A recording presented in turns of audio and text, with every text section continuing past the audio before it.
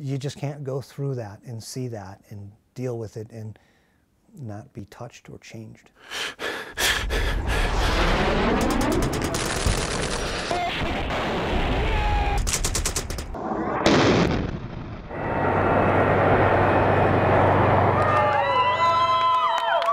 Many Utah troops come home from war to tributes and loving families, but for many, the joy fades fast. The euphoria lasts maybe a week. After serving in the Air Force, Edward Carey served 2 tours in Iraq with the Army. I'm proud of what I did. I'm proud of going over there. He saw people die, but as a combat medic, he also saved lives. The war changed him. You know, you slept with your gear next to your rack. It came to the point where if mortars or rockets would come in at night, you no longer ran to the bunkers. You rolled out of your bed, pulled your vest over you, threw your helmet over your face, and went back to sleep. Normal's so different now. I will never be the person that I was before I went to Iraq. I'm still trying to adjust.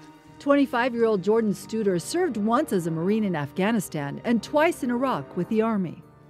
The last 8 years of my life, I've only known and done one thing. Now he's trying to be a civilian for the first time in his adult life. Honestly, I don't even know. I'm just willing to work. I'd get a job at 7-Eleven if I could. War veterans in Utah are having a tough time finding work. While 7.1% of all Utahns were unemployed in 2011, for veterans, the number was 8.1%. For veterans of the Iraq War, 12.6%. And for young veterans like Jordan, ages 18 to 24, some experts say the number is as high as 30% nationally. So you click on that. Jordan, who is from Texas, is starting over here in Utah. What's on your resume? My military career. My deployments, where I've been stationed, what training I've been through, my awards for deployments, the deployments I've been on, that's my life. Jordan has been sending out resumes since December, and he's had a few interviews. It's one of 3 answers. You're underqualified, overqualified, or we don't like your tattoos. Jordan says many employers are afraid to hire veterans fresh back from war. Them shooters at us. What kind of skills do you bring to the table that you think people need to know about? Leadership, the ability to work unsupervised, the ability to take direction and run with it and not ask questions. Some veterans like Edward Carey are not ready for work, still reeling from the war wounds on his soul. There are days I feel broke. Edward still cannot forget the day in 2007 when his comrades were hit by enemy rockets. The Army awarded him for saving lives that day. How much more could we have done? The ones that were killed on the ground, there was nothing we could do. But yeah, I blame myself. Life has changed drastically for Edward's wife, Danya. So much frustration. You know, you want them to be the person they were before, and they're not, and they never will be.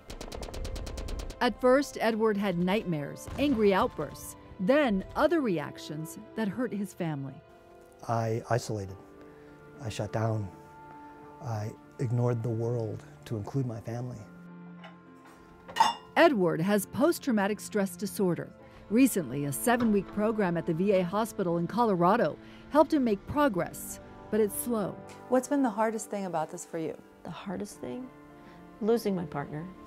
You know, there are days and I'm in tears. I want my husband back. The VA hospital says whether it is PTSD, unemployment, or physical injuries, many vets in Utah struggle to readjust to life at home. We're sort of running as fast as we can with the resources that we have. Patricia Goldberg says even those who do find jobs often feel alone. In the military, people do have each other's back. There seems to be, especially on the battlefield, there's an incredible amount of trust. And in the workplace, in the civilian sector, there isn't that same sense of protecting your fellow worker. In the military, we're all doing the same thing every day. Like this teamwork. And I miss it. They had your back. They had my back, whether it be combat zone or not. Do you feel like people have your back in the civilian world? Not the same, not in the same way as in the military. One last thing.